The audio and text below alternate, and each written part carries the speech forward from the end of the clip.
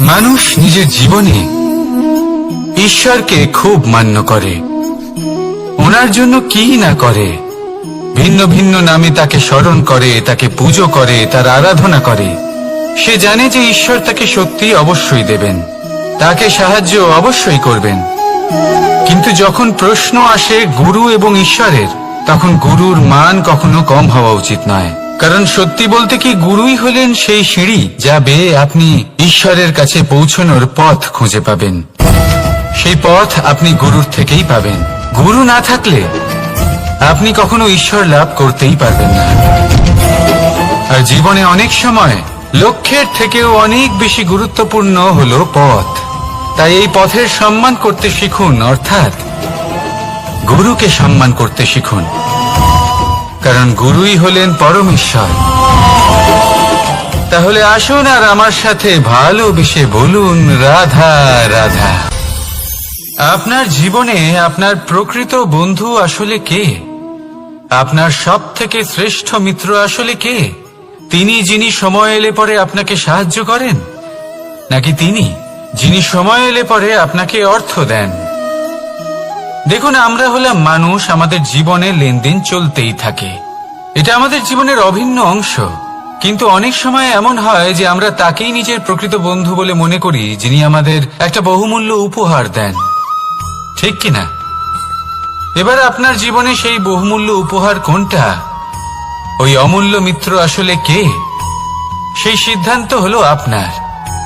কিন্তু যদি আপনি আমাকে জিজ্ঞেস করেন, তাহলে আমার মতে স্বর্ণ, হিরে, মুক্ত, ধন এগুলো বহুমূল্য নয়। বহুমূল্য হলো সঙ্গ, যখন আপনি একা হয়ে যাবেন; সময়, যখন আপনার তাকে প্রয়োজন হবে; সমর্পণ, যখন আপনার বিশ্বাসের প্রয়োজন পড়বে।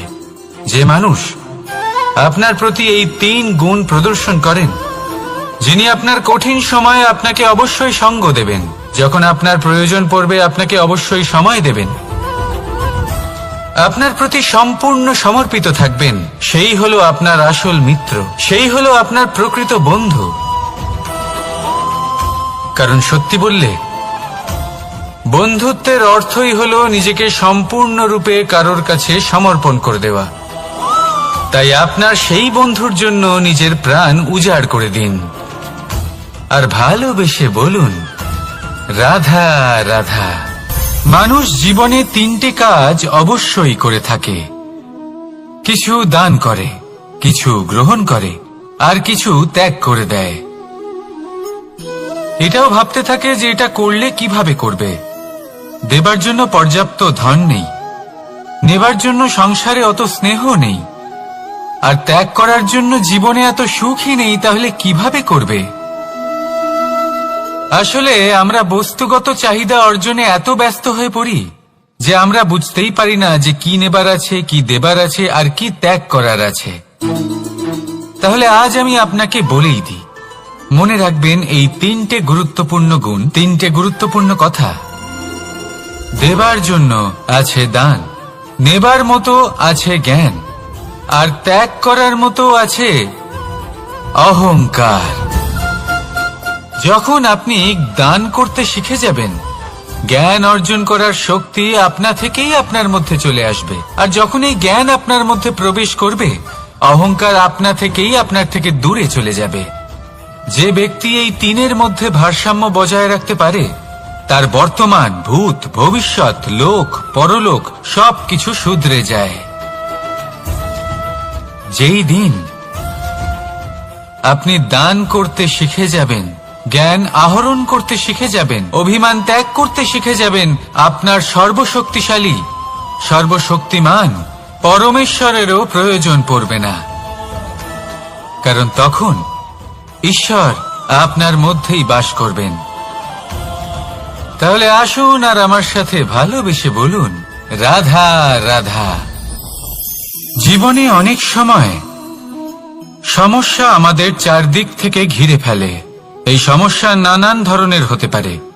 আর্থিক সমস্যা হতে পারে, পারিবারিক সমস্যা হতে পারে, কোনো সম্পর্ক নিয়ে সমস্যা হতে পারে, কখনো কোনো দৈনিক সমস্যা হতে পারে, কখনো কোনো দ্বন্দ্ব হতে পারে, অনেক সমস্যা হতে পারে, কিন্তু যখনই কোনো সমস্যা আসে আমাদের মনে তার জন্য একটা উত্তর অবশ্যই থেকে থাকে, যা আমাদের অন্তরে রয়েছে। একে আমরা বলি আত্মা। আত্মা হলো পরমাত্মারই রূপ, আর পরমাত্মা তা কখনোই কিছু অনুচিত চাইবে না, তাই তো? এই আত্মা খুব ভালো করে জানে যে কোনটা উচিত আর কোনটা অনুচিত। যদি আসল বিষয়ের কথা বলি, তাহলে আপনাকে নিজের মনকে বুঝতে হবে, কারণ আত্মা তো পরমাত্মা থেকেই আসে। কিন্তু এই মন মানুষ জন্ম থেকেই প্রাপ্ত করে, যার বিকাশ হয় এই সংসারকে দেখে। যেদিন আপনার এই মন আর আপনার এই আত্মা এই দুই এক হয়ে যাবে, আত্মসাৎ হয়ে যাবে, সেদিন আপনার জীবনে না কোনো সমস্যা থাকবে, না কোনো ঝঞ্ঝাট থাকবে, না কোনো সংকট থাকবে, কারণ আপনার কাছে সেই সমস্ত সমস্যার সমস্ত বিপদের সমাধান থাকবে, আর তাও আপনারই অন্তরে। তাহলে আসুন আর আমার সাথে ভালোবেসে বলুন, রাধা রাধা।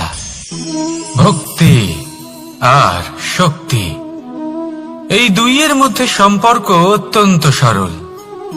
মানুষ ভক্তি করেন যাতে তিনি শক্তি লাভ করতে পারেন, আর শক্তি লাভ করার পরে ভক্তি ভাব ভুলে যান, আর শক্তির প্রতি আসক্তিতে মত্ত হয়ে যান, আর সেখান থেকেই তার বিনাশ শুরু হয়। কেন? কারণ ভক্তির দ্বারা প্রাপ্ত শক্তি অন্য কারোর হিতের জন্য ব্যবহার করতে হয়, অন্য কারোর মঙ্গল করার জন্য ব্যবহার করতে হয়, কারোর বিনাশের জন্য নয়। এবার যদি আমি আপনাদের একটা উদাহরণ দিয়ে বোঝাই, তাহলে কোদাল দিয়ে আমরা মাটি কোপাতে পারি, একটা গর্ত খুঁড়তে পারি, যাতে একটা নতুন বৃক্ষ জন্ম নিতে পারে, একটা বৃক্ষ যা অন্য জীবকে ফল প্রদান করবে, যাত্রীদের ছায়া প্রদান করবে। কিন্তু এই কোদালের ব্যবহার যদি আমরা অন্য কারোর ক্ষতি করার জন্য করি, তাহলে ক্ষতি শুধুমাত্র আমাদেরই হবে। তাই জীবনে যদি আপনি কোনো শক্তি লাভ করেন, হয়তো ভক্তির দ্বারা বা অন্য যেখান থেকেই হোক, তার সদ্ব্যবহার করতে শিখুন, নয়তো এই প্রাপ্ত শক্তি আপনার পতনের কারণ হয়ে দাঁড়াবে। তাহলে আসুন আমার সাথে ভালোবেসে বলুন, রাধা রাধা। বরদান অত্যন্ত বিচিত্র এক বিষয়, কিন্তু দেখতে গেলে এই বরদান কি না করতে পারে। এক দরিদ্রকে রাজা বানিয়ে দিতে পারে, একজন দুর্বলকে এই সংসারের সব থেকে শক্তিশালী ব্যক্তি বানিয়ে দিতে পারে। কিন্তু আমরা ভুলে যাই এক অত্যন্ত গুরুত্বপূর্ণ কথা, বরদান এই শব্দের শেষে দান লুকিয়ে রয়েছে। এই দান কথাটা অত্যন্ত গুরুত্বপূর্ণ। আমাদের মনে রাখা উচিত এই বরদান আমরা দানে পেয়েছি, আর তাই তার সম্মান করা উচিত, কখনোই অহংকার করা নয়। আর যে ব্যক্তি বরদান পেয়ে অহংকার করেন, তার যা ক্ষতি হয় তা হলো এই বরদান তার থেকে কেড়ে নেওয়া হয়। বর অর্থাৎ শ্রেষ্ঠ, অর্থাৎ বরদানের অর্থ হলো একটা শ্রেষ্ঠ দান, এবং তার ব্যবহার যদি আপনি কারোর ক্ষতি করার জন্য করেন, তাহলে ক্ষতি শুধুই আপনার হবে। তাহলে এই বরদানের সম্মান করুন, উচিত পথে চলুন, আর উচিত উদ্দেশ্য নিয়ে এর ব্যবহার করুন, সবকিছু ভালোই হবে। তাহলে আসুন আর আমার সাথে ভালোবেসে বলুন, রাধা রাধা। পিতা আর পুত্রের সম্পর্ক অত্যন্ত মধুর হয়ে থাকে। পিতা স্বপ্ন দেখেন, তাকে পূর্ণ করার সকল সম্ভাব্য চেষ্টা করেন, কিন্তু তাও অনেক সময় ওনার স্বপ্ন অপূর্ণ থেকে যায়। তখন পিতা ভাবেন যে স্বপ্ন উনি পূর্ণ করতে পারেননি, ওনার সন্তান তা অবশ্যই পূরণ করবে। যে স্থানে উনি কখনো পৌঁছতে পারেননি, সেই স্থানে ওনার পুত্র অবশ্যই পৌঁছবে। পিতা নিজের সন্তানের ভবিষ্যৎ নিয়ে সেই স্বপ্ন দেখেন, আর যখন সেই সন্তান সামনে এগোতে থাকে, তখন তার দুঃখ হয় না, বরং গর্ব হয়। ওনার ভালো লাগে এটা দেখে যে ওনার সন্তান অনেক উন্নতি করছে। কিন্তু যখন সন্তান নিজের অভিভাবকের শক্তি দেখে, তার যশ দেখে হিংসা করতে থাকে, সমস্যা সেইখানেই শুরু হয়। সেই জন্য সকল সন্তানকে এটা মনে রাখতে হবে। দেখুন, পুত্র হবার সুবাদে, এক সন্তান হবার সুবাদে এটা হলো আপনার অধিকার যে আপনি আপনার পিতার থেকে বেশি উন্নতি করবেন। আপনার পিতাও এটাই চান, কিন্তু সুস্থভাবে এটা করুন। একটা রেখা টেনে নিন যাতে আপনি তাতে এগোতে পারেন আর আপনার পিতার তাতে গর্ববোধ হয়, আর সেই বিষয়ে দুঃখ না হয় যে আমার সন্তান আমাকেই ছোট করার চেষ্টা করছে।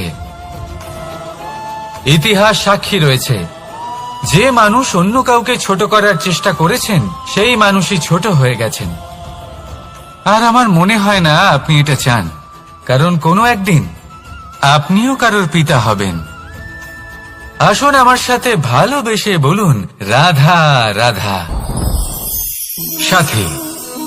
সাথী এই শব্দটির ব্যাখ্যা কে কিভাবে করে? মিত্র, সখা, বন্ধু, কিন্তু অর্থ একটাই। তিনি যিনি আপনার সঙ্গী হন আর তিনি যার সাথী আপনি হন। এবার সব থেকে বড় প্রশ্ন হলো এটাই যে তিনি কে হতে পারেন যাকে আপনি আপনার সাথী বলে মেনে নিতে পারেন, নিজের সখা, নিজের মিত্র, নিজের বন্ধু মেনে নিতে পারেন। আপনার সাথী হলেন তিনি যিনি দুঃখের সময় আপনার পাশে থাকবেন, আপনার হাত ধরে থাকবেন। আপনার সাথী হলেন তিনি যার হাত আপনি নিজের সুখের দিনে ধরে থাকবেন। সেই সাথীরই হাত ধরুন যিনি দুঃখে সবসময় আপনাকে সাহায্য করার জন্য তৎপর হয়ে থাকেন, আপনার পাশে থাকেন, আর যাকে সুখের দিনে আপনি আপনার সাথে রাখতে পারেন। আর যখন আপনার সাথে আপনার এই সাথী থাকবে তখন আপনি এটা বুঝবেন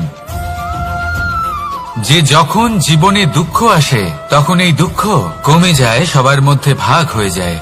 আর যদি তখন সুখ আসে তাহলে সেটা সবার উপস্থিতিতে আরো বেড়ে যায়।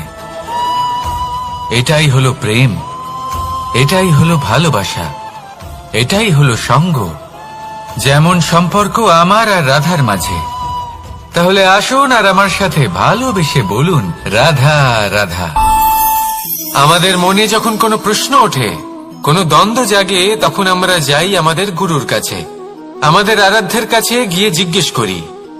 এইভাবেই একদিন আমি পৌঁছলাম আমার আরাধ্যের কাছে, আমার মহাদেবের কাছে, আর ওনাকে প্রশ্ন করলাম যে মহাদেব, জীবনে আনন্দ পাওয়ার, উৎসব পালনের, প্রেম ভাগ করে নেবার, জীবনকে উপভোগ করে নেওয়ার সর্বশ্রেষ্ঠ সময় কোনটা? মহাদেব হাসলেন আর উনি বললেন, জীবনে উৎসব পালনের সব থেকে শ্রেষ্ঠ দিন হল মৃত্যুর ঠিক আগের দিনটা। প্রেম ভাগ করে নেওয়ার সব থেকে শ্রেষ্ঠ মুহূর্ত হল মৃত্যুর ঠিক আগের মুহূর্ত। জীবনকে উপভোগ করে নেওয়ার সর্বশ্রেষ্ঠ প্রহর হল মৃত্যুর এক প্রহর পূর্বে। তখন আমি চমকে গেলাম। আমি বললাম, কিন্তু মহাদেব, মৃত্যু তো অনিশ্চিত, আমরা জানিও না কবে আমাদের মৃত্যু হবে। মহাদেব আবার হাসলেন। উনি বললেন যে যদি আমরা এভাবে জীবন কাটাই যে আমরা জীবনের প্রত্যেক দিন, প্রত্যেক মুহূর্ত, প্রত্যেক প্রহর শেষ বলে মনে করি, তাহলে আমাদের সমস্ত জীবন আনন্দের সাথেই অতিবাহিত হবে। কি বলেন? তাহলে আপনিও এই কথা মনে রাখুন আর আমার সাথে ভালোবেসে বলুন, রাধা রাধা। জীবনে অগ্রসর হওয়ার জন্য আমাদের কাকে প্রয়োজন হয়? মাতা পিতা, বন্ধু, প্রেম, সাহায্য, অর্থ, পরিশ্রম, আশা। ভিন্ন ভিন্ন মানুষ ভিন্ন ভিন্ন বিকল্প চয়ন করে। যদি আমি আপনাকে বলি তাহলে জয় আর পরাজয়ের মন্ত্র দুটো শব্দের উপর নির্ভর করে, মেনে নেওয়া আর দৃঢ় হওয়া। যদি মেনে নেন তাহলে হেরে যাবেন, যদি দৃঢ় হন তাহলে নিশ্চিত রূপে জয়ী হবেন। যদি কখনো আপনি ক্লান্ত হয়ে ওঠেন, আপনি দুঃখী হন, পুরোপুরি ভেঙে পড়েছেন, তখন মেনে নেবেন না যে আপনি ভেঙে পড়েছেন, নয়তো হেরে যাবেন। তখন উল্টে স্থির করবেন যে যাই হয়ে যাক না কেন আমি জয়ী হবই। আর আপনি দেখবেন যে জয় নিশ্চিত রূপে আপনার কাছেই আসবে। তাহলে এই কথা মনে রাখবেন আর আমার সাথে ভালোবেসে বলবেন, রাধা রাধা। সময়, জীবন, কাল। দেখতে গেলে এই তিনটি শব্দ একটি শব্দেরই সমার্থক শব্দ মনে হয়, কিন্তু এই শব্দগুলির অর্থ কি সমান? কখনোই নয়। হ্যাঁ, এই সময় চলতে থাকে, জীবন চলতে থাকে, কালচক্র চলতে থাকে। এই সময় কেটে যায়, কিন্তু এই জীবন একে যাপন করতে হয়। কি বলেন?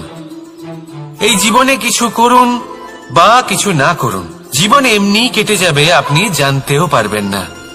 কিন্তু সেটা আমাদের উদ্দেশ্য নয়, একে যাপন করতে হবে। এই জীবনে প্রেরণা পেতে শিখুন, প্রেরণা দিতে শিখুন, আহ্বান গ্রহণ করতে শিখুন, আহ্বান জানাতে শিখুন, মহান কাজ করতে শিখুন, ধন্যাত্মক বোধ জাগিয়ে তুলুন।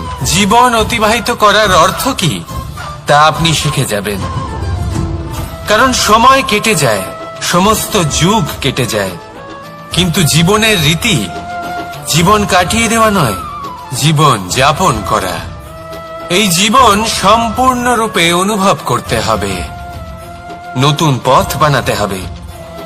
এবারে যদি এই জীবন বাঁচার সময় একবার ভেবে দেখুন, যদি মনে প্রেম থাকে, সদ্ভাবনা থাকে, তাহলে কি হবে? এই জীবনকে বাঁচার অনুভূতিটাই অন্যরকম হয়ে যাবে, একটা আনন্দময় অনুভূতি লাভ করবেন। তাহলে এটাই করুন, আর আমার সাথে ভালোবেসে বলুন, রাধা রাধা। আপনি কি কখনো কোনো জলের ধারা দেখেছেন? তার সামনে যতই মাটি থাকুক না কেন, যতই কাদা থাকুক না কেন, যখন এই জলের ধারা বইতে আরম্ভ করে দেয়, তখন এই কাদাকে নিজেই ধুয়ে নিয়ে যায়। ওই কাদাকে ধুয়ে দেয় এবং নিজের পথ নিজেই তৈরি করে নেয়। তাহলে আপনিও এরকম জলের মতো হয়ে উঠুন।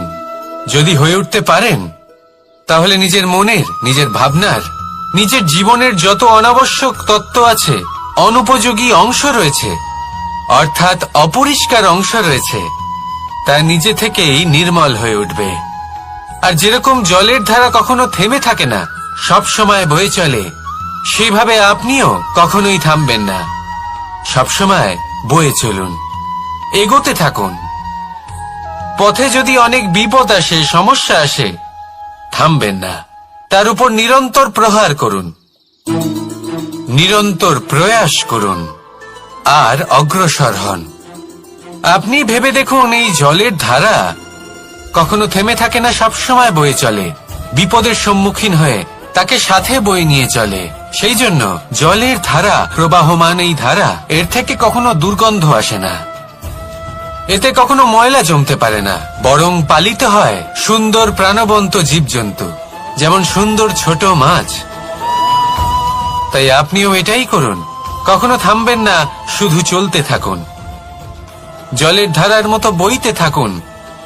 আপনি আপনার লক্ষ্য অবশ্যই খুঁজে পাবেন, আর তার সাথে নিজের অন্তরের যে মালিন্য রয়েছে, তা আপনি নিজেই নিজের থেকে দূরে করে দেবেন। তাহলে আসুন আর আমার সাথে ভালোবেসে বলুন, রাধা রাধা। এবার অনেক সময় মানুষের মনে এরকম প্রশ্ন আসে যে এই সংসারে সবথেকে বড় বিপদ কি? কেউ বলে ধর্ম সংকট, আবার কেউ বলে প্রাণের উপর আসা সংকট। প্রত্যেক মানুষের জীবনে বিভিন্ন সংকট আসে, আর এই সমস্ত সংকট অত্যন্ত বিচিত্র হতে পারে। এই সমস্ত সংসার হলো সংকট দ্বারা পরিপূর্ণ। ঠিক আছে, আপনাকে একটা উদাহরণ দিই। একজন ধনী ব্যক্তি, এবার ওনার জীবনে সংকট কি হতে পারে? সংকট এটাই যে কেউ তার সম্পত্তি চুরি না করে নেয়, আমরা বুঝতে পারছি। এবার একজন চোর, তার জীবনে সংকট কি হতে পারে? যে চুরি করার সময় সে যদি তার একটা কাশি চাপতে না পারে, তাহলে সে ধরা পড়ে যেতে পারে, ঠিক কিনা? আবার অনেক সময় এমনও হয় যে যার জন্য আমি সংকট, সেও আমার কাছে সংকট। যেমন এই পরিস্থিতিতে দেখুন, সংকট হলো সংকট, এ তো জীবনে থাকবে, কিন্তু এর সম্মুখীন কিভাবে হওয়া যায়? খুব সরল। সব এটার ওপর নির্ভর করে, মনের ওপর। এই মনকে নিয়ন্ত্রণ করলে সব ঠিক থাকবে। এবার যদি ধনী ব্যক্তি মনকে নিয়ন্ত্রণ করে ফেলেন, নিজের অর্থের ব্যবহার শুভ কাজের জন্য, সমাজের সেবার জন্য বিকাশ করতে করেন, ওই অর্থকে একত্রিত করে না রাখেন, তাহলে চুরির সমস্যা, এই সংকট সেখানেই কেটে যাবে। এবার যদি কথা বলি সেই চোরের, তাহলে চোর যদি নিজের মনকে সংযত করে নেয়, যদি নিজের কর্মকে নিয়ন্ত্রণ করতে পারে, তাহলে এমন কোনো স্বর নেই, এমন কোনো স্বর নেই যা ওকে ধরা পড়তে বাধ্য করবে। সেই জন্য জীবনে সংকট যতই আসুক, যত বড়ই সংকট আসুক না কেন, কবচ হলো একটাই, আর এই কবচের নাম হলো আত্মনিয়ন্ত্রণ। নিজের মনকে নিয়ন্ত্রণে রাখতে শিখুন। এটা নিজের জীবনে প্রয়োগ করে তো দেখুন। যদি আপনি করতে পারেন, তবে আপনি দেখবেন যে সংকট তো জীবনে আসা যাওয়া করে, কিন্তু সেই সংকটগুলির সম্মুখীন আপনি এইভাবে করতে পারবেন। তাহলে সেটাই করুন, আর আমার সাথে ভালোবেসে বলুন, রাধা রাধা। এই দড়িটা দেখুন, ছোট ছোট রেশম দ্বারা তৈরি, এটা সরু সুতো দ্বারা তৈরি হয়েছে এটা, আর এ অত্যন্ত কোমলও বটে। আর আপনি চাইলে এটা সোজাও করে দিতে পারেন, আর চাইলে এটা বেঁকিয়েও দিতে পারেন, আর যদি চান তাহলে এটা গোল গোল করে বেঁধে কোথাও রেখেও দিতে পারেন। এবার এই কোমল দড়ি যদি কোনো নিষ্ঠুর কঠিন পাথরে বারংবার জড়িয়ে দেওয়া হয়, তাহলেও তাকেও কাটতে পারে, নিজের ছাপ ছেড়ে যেতে পারে, সেটার আকারও বদলে ফেলতে পারে। এবার এর কারণ কি? এর কারণ হলো অভ্যাস আর নিরন্তর প্রচেষ্টা। যদি আপনিও চেষ্টা করেন আর নিরন্তর কর্ম করে যান, তাহলে আপনার প্রারব্ধ পাথরের মতো কঠিনই হোক না কেন, তাতে ভাঙন ধরিয়েও আপনি নিজের লক্ষ্যে অবশ্যই পৌঁছতে পারবেন। একটা গুরুত্বপূর্ণ কথা মনে রাখবেন, সুকর্মের অভ্যাস আর নিরন্তর প্রয়াস, এই হলো সাফল্যের মন্ত্র। তাহলে জীবনে এই মন্ত্র আনুন, আর আমার সাথে ভালোবেসে বলুন, রাধা রাধা। বসন্ত ঋতু, এই সময় মন আনন্দে ভরে থাকে। এমন মনে হয় যেন আমরা আকাশে বিচরণ করতে চলে যাই, কিন্তু সেটা তো সম্ভব নয়।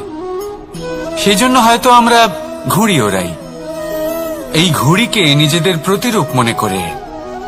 এবার অনেক মানুষ আছেন যারা ঘুড়ি ওড়ান, কিন্তু এই কর্মের সারমর্ম কি সেটা কজন বুঝতে পারেন? আপনি এটা মনে করুন যে আপনি হলেন সেই ঘুড়ি, আর এই সুতো যিনি ধরে রয়েছেন তিনি হলেন পরমাত্মা। আর এই সুতো যেখান থেকে শুরু হয়, সেই লাটাই হলো আমাদের কর্মচক্র। এবার আপনি নিজেই অনুমান করুন যে এই উড়ান কার ওপর নির্ভরশীল, পরমাত্মার ওপর আর আপনার কর্মের ওপর। যদি পরমাত্মা আপনার হাত ধরে থাকেন, আপনার সাথে থাকেন, যদি আপনি শুভ কর্ম করতে থাকেন, আপনি এই আকাশে উড়তে থাকবেন। কিন্তু কোথাও কোথাও যদি পরমাত্মার সাথে এই বন্ধন ছিন্ন হয়, আপনার কর্মচক্র খারাপ হয়ে যায় বা থেমে যায়, তাহলে আপনার এই ঘুড়ি কেটে যাবে আর দূরে কোনো গাছের ডালে গিয়ে আটকে যাবে। তাই শুধুমাত্র ঘুড়ি ওড়াবেন না, তার থেকে শিখুন, পরমাত্মার সাহচর্যে থাকুন, সবসময় শুভ কর্ম করতে থাকুন, আর সবসময় এই আকাশে উড়তে থাকুন। আসুন আর আমার সাথে ভালোবেসে বলুন, রাধা। কথায় আছে যে দৃষ্টি অত্যন্ত কঠোর হয়, অত্যন্ত শক্তিশালীও হয়। কথায় আছে যে কারোর উপর যদি কুদৃষ্টি পড়ে, তাহলে তার বিনাশ কেউ আটকাতে পারে না। এই যে কুদৃষ্টি, এর উপাচারও আমাদের কাছে রয়েছে। যখন আমরা বাড়ি নির্মাণ করি, তখন একটা কালো মুখোশ লাগাই, যাকে রক্ষা কবচ মনে করা হয়, কুদৃষ্টি থেকে বাঁচার জন্য। যখনই কোনো বাচ্চা বাইরে যায়, তখন তার মাথায় আমরা একটা কাজলের টিপ পরিয়ে দিই, কুদৃষ্টি থেকে বাঁচার জন্য। অর্থাৎ এই সংসারে কুদৃষ্টি থেকে বাঁচার উপাচার রয়েছে। উপাচার যদি কিছু না থেকে থাকে তাহলে তা হলো দৃষ্টিভঙ্গির। যদি আপনার দৃষ্টিভঙ্গি অনুচিত হয় তাহলে আপনার পতন কেউ আটকাতে পারবে না। না পারবে কালো মুখোশ, না কালো টিপ, না স্বয়ং ঈশ্বর। সেই জন্য নিজের দৃষ্টিভঙ্গি শুভ করে তুলুন, সবকিছু শুভই হবে। আসুন আমার সাথে ভালোবেসে বলুন, রাধা রাধা। মানুষ নিজের জীবনে ঈশ্বরকে খুব মান্য করে, ওনার জন্য কি না করে। ভিন্ন ভিন্ন নামে তাকে স্মরণ করে, তাকে পুজো করে, তার আরাধনা করে। সে জানে যে ঈশ্বর তাকে শক্তি অবশ্যই দেবেন, তাকে সাহায্য অবশ্যই করবেন। কিন্তু যখন প্রশ্ন আসে গুরু এবং ঈশ্বরের, তখন গুরুর মান কখনো কম হওয়া উচিত নয়। কারণ সত্যি বলতে কি, গুরুই হলেন সেই সিঁড়ি যা বেয়ে আপনি ঈশ্বরের কাছে পৌঁছানোর পথ খুঁজে পাবেন। সেই পথ আপনি গুরুর থেকেই পাবেন। গুরু না থাকলে আপনি কখনো ঈশ্বর লাভ করতেই পারবেন না। আর জীবনে অনেক সময় লক্ষ্যের থেকেও অনেক বেশি গুরুত্বপূর্ণ হলো পথ। তাই এই পথের সম্মান করতে শিখুন, অর্থাৎ গুরুকে সম্মান করতে শিখুন। কারণ গুরুই হলেন পরমেশ্বর। তাহলে আসুন আর আমার সাথে ভালোবেসে বলুন, রাধা রাধা। আপনার জীবনে আপনার প্রকৃত বন্ধু আসলে কে? আপনার সব থেকে শ্রেষ্ঠ মিত্র আসলে কে? তিনি যিনি সময় এলে পরে আপনাকে সাহায্য করেন, নাকি তিনি যিনি সময় এলে পরে আপনাকে অর্থ দেন? দেখুন, আমরা হলাম মানুষ, আমাদের জীবনে লেনদেন চলতেই থাকে। এটা আমাদের জীবনের অভিন্ন অংশ। কিন্তু অনেক সময় এমন হয় যে আমরা তাকেই নিজের প্রকৃত বন্ধু বলে মনে করি, যিনি আমাদের একটা বহুমূল্য উপহার দেন, ঠিক কিনা? এবার আপনার জীবনে সেই বহুমূল্য উপহার কোনটা, ওই অমূল্য মিত্র আসলে কে, সেই সিদ্ধান্ত হলো আপনার। কিন্তু যদি আপনি আমাকে জিজ্ঞেস করেন, তাহলে আমার মতে স্বর্ণ, হিরে, মুক্ত, ধন এগুলো বহুমূল্য নয়। বহুমূল্য হলো সঙ্গ, যখন আপনি একা হয়ে যাবেন, সময়, যখন আপনার তাকে প্রয়োজন হবে, সমর্পণ, যখন আপনার বিশ্বাসের প্রয়োজন পড়বে।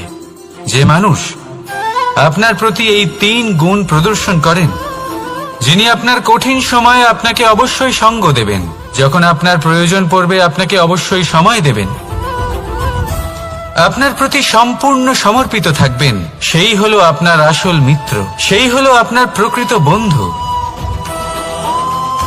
কারণ সত্যি বললে, বন্ধুত্বের অর্থই হলো নিজেকে সম্পূর্ণরূপে কারোর কাছে সমর্পণ করে দেওয়া। তাই আপনার সেই বন্ধুর জন্য নিজের প্রাণ উজাড় করে দিন, আর ভালোবেসে বলুন, রাধা রাধা। মানুষ জীবনে 3টে কাজ অবশ্যই করে থাকে। কিছু দান করে, কিছু গ্রহণ করে, আর কিছু ত্যাগ করে দেয়। এটাও ভাবতে থাকে যে এটা করলে কিভাবে করবে। দেবার জন্য পর্যাপ্ত ধন নেই, নেবার জন্য সংসারে অত স্নেহ নেই, আর ত্যাগ করার জন্য জীবনে এত সুখই নেই, তাহলে কিভাবে করবে? আসলে আমরা বস্তুগত চাহিদা অর্জনে এত ব্যস্ত হয়ে পড়ি যে আমরা বুঝতেই পারি না যে কি নেবার আছে, কি দেবার আছে, আর কি ত্যাগ করার আছে। তাহলে আজ আমি আপনাকে বলেই দিই, মনে রাখবেন এই 3টে গুরুত্বপূর্ণ গুণ, 3টে গুরুত্বপূর্ণ কথা। দেবার জন্য আছে দান, নেবার মতো আছে জ্ঞান, আর ত্যাগ করার মতো আছে অহংকার। যখন আপনি দান করতে শিখে যাবেন, জ্ঞান অর্জন করার শক্তি আপনা থেকেই আপনার মধ্যে চলে আসবে। আর যখন এই জ্ঞান আপনার মধ্যে প্রবেশ করবে, অহংকার আপনা থেকেই আপনার থেকে দূরে চলে যাবে। যে ব্যক্তি এই 3-এর মধ্যে ভারসাম্য বজায় রাখতে পারে, তার বর্তমান, ভূত, ভবিষ্যৎ, লোক, পরলোক সবকিছু শুধরে যায়। যেই দিন আপনি দান করতে শিখে যাবেন, জ্ঞান আহরণ করতে শিখে যাবেন, অভিমান ত্যাগ করতে শিখে যাবেন, আপনার সর্বশক্তিশালী, সর্বশক্তিমান পরমেশ্বরেরও প্রয়োজন পড়বে না। কারণ তখন ঈশ্বর আপনার মধ্যেই বাস করবেন। তাহলে আসুন আর আমার সাথে ভালোবেসে বলুন, রাধা রাধা। জীবনে অনেক সময় সমস্যা আমাদের চারদিক থেকে ঘিরে ফেলে। এই সমস্যা নানান ধরনের হতে পারে। আর্থিক সমস্যা হতে পারে, পারিবারিক সমস্যা হতে পারে, কোনো সম্পর্ক নিয়ে সমস্যা হতে পারে, কখনো কোনো দৈনিক সমস্যা হতে পারে, কখনো কোনো দ্বন্দ্ব হতে পারে, অনেক সমস্যা হতে পারে। কিন্তু যখনই কোনো সমস্যা আসে, আমাদের মনে তার জন্য একটা উত্তর অবশ্যই থেকে থাকে, যা আমাদের অন্তরে রয়েছে। একে আমরা বলি আত্মা। আত্মা হলো পরমাত্মারই রূপ, আর পরমাত্মা তা কখনোই কিছু অনুচিত চাইবে না, তাই তো? এই আত্মা খুব ভালো করে জানে যে কোনটা উচিত আর কোনটা অনুচিত। যদি আসল বিষয়ের কথা বলি, তাহলে আপনাকে নিজের মনকে বুঝতে হবে, কারণ আত্মা তো পরমাত্মা থেকেই আসে। কিন্তু এই মন মানুষ জন্ম থেকেই প্রাপ্ত করে, যার বিকাশ হয় এই সংসারকে দেখে। যেদিন আপনার এই মন আর আপনার এই আত্মা এই দুই এক হয়ে যাবে, আত্মসাৎ হয়ে যাবে, সেদিন আপনার জীবনে না কোনো সমস্যা থাকবে, না কোনো ঝঞ্ঝাট থাকবে, না কোনো সংকট থাকবে। কারণ আপনার কাছে সেই সমস্ত সমস্যার, সমস্ত বিপদের সমাধান থাকবে, আর তাও আপনারই অন্তরে।